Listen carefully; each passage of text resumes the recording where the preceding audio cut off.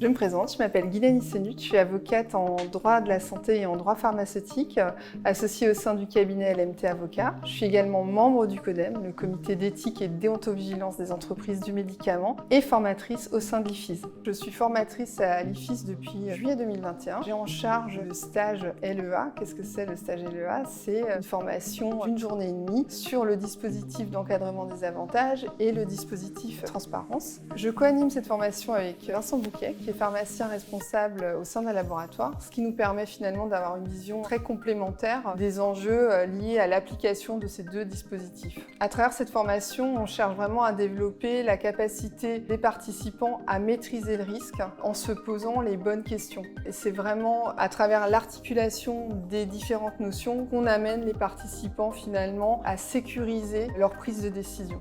Les participants, quand ils arrivent dans cette formation, ils ont vraiment des attentes assez précises. C'est-à-dire que ce qu'ils veulent, c'est vraiment monter en compétences en interne.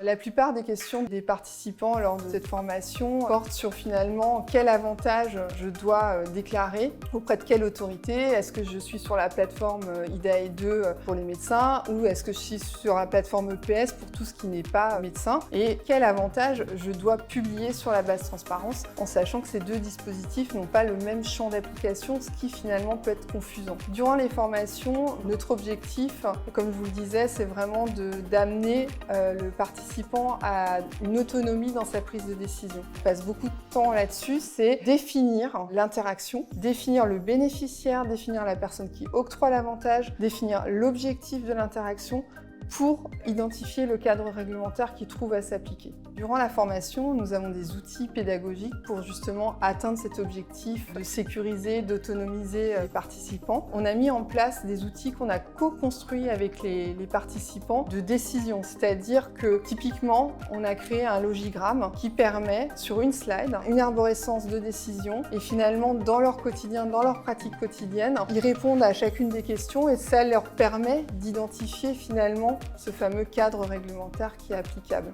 Une fois que les participants ont eu cette formation et qui sont dans leur pratique quotidienne, ils peuvent toujours se référer et à travers les exercices qu'on a fait finalement pour développer ces réflexes et les questions qui doivent se poser, ils vont être en capacité de revenir soit sur le logigramme, soit sur le tableau de synthèse et de se poser ces fameuses questions qui vont leur permettre de prendre une décision.